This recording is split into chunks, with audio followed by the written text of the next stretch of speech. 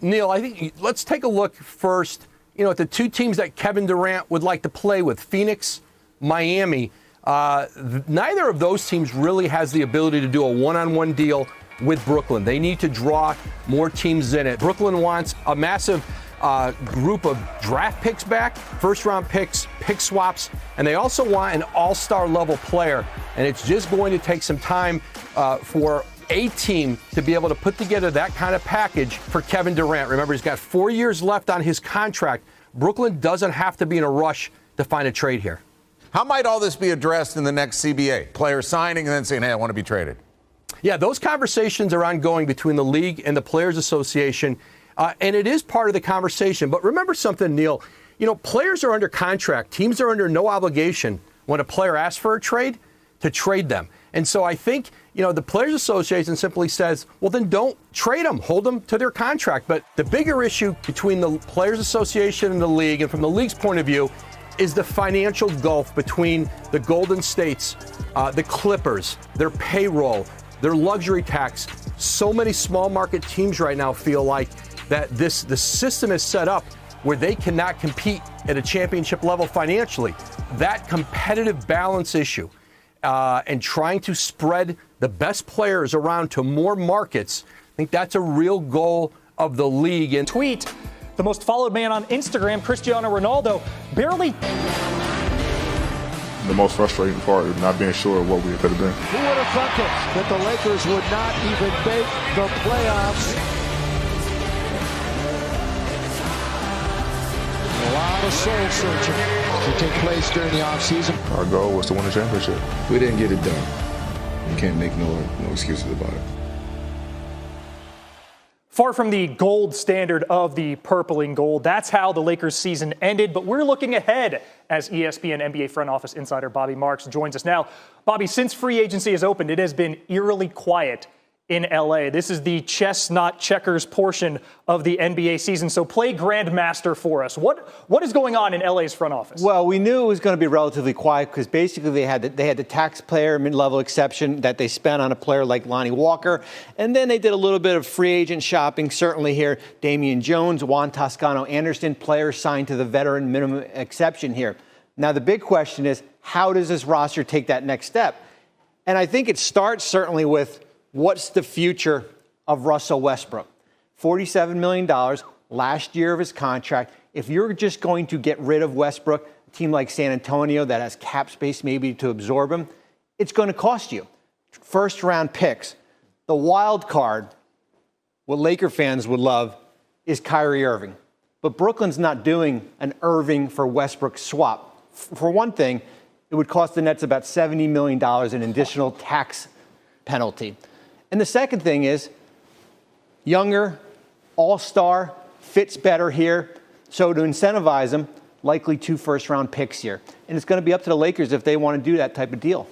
So if that top of the wish list item isn't available to them, what are the machinations that they can still improve this roster? Because, again, the gold standard is championships. That's what LeBron wants, is rings.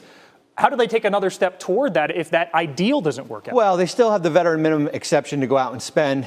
You also have players like Talon Horton-Tucker that you can potentially put in a deal. Kendrick Nunn, $15 million gets you back about a $20 million player. Maybe a player like Eric Gordon is out there. But everything is going to cost you draft compensation. And I think when you have LeBron, and he's certainly in the last year of his contract, remember he's extension eligible in August.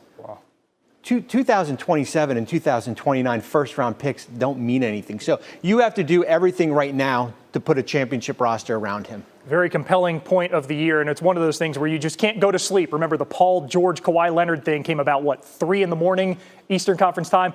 Bobby, we thank you for always being on the clock. It's time. We've heard from him since he reportedly requested a trade from the Nets. This is what KD had to say, quote, "The ones who were locked in that gym with me know what it is. They know what I'm about. If you haven't been in there with me, ask around."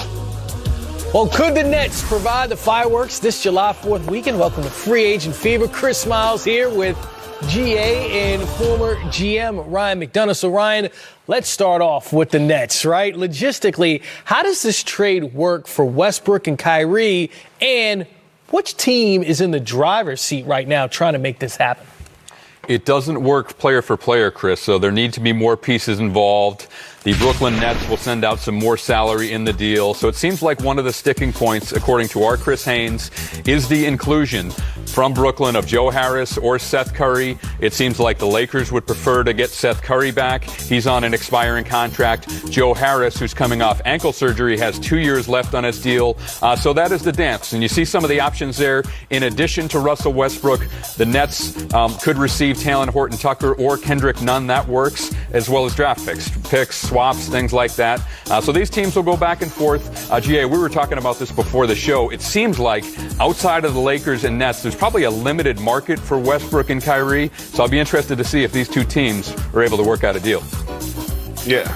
So, GA, in kind of what he's saying there, it seems like if a deal is done, it's going to be between these two teams. So who is getting the better end of the deal as it's presented?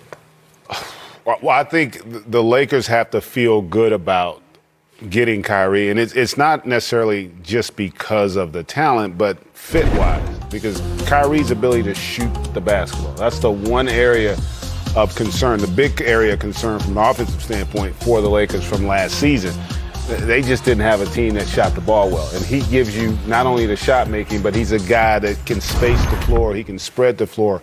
So I think that helps. And then if you do end up with Joe Harris, again, another guy that can shoot. So I think that's good for them. But I think Russell Westbrook's going to have a bounce back year. I think he's going to have a solid year. But it also, if you're looking at it from Brooklyn's standpoint, you're going to come off his salary.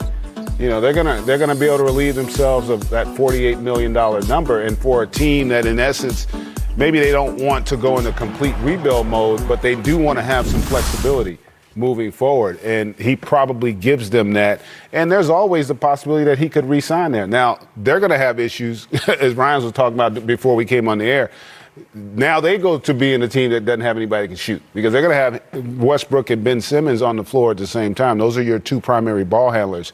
And in today's game, it is really hard to be competitive when your two primary ball handlers can't shoot the basketball or aren't consistent from that area. So there's still going to be some concerns, no matter how you slice this, from Brooklyn's perspective. But Brooklyn's the one that has more issues right now, because they not only got to figure this out, but obviously that 800-pound gorilla in the room with Kevin Durant. Yeah, certainly going to have the Bleacher Report app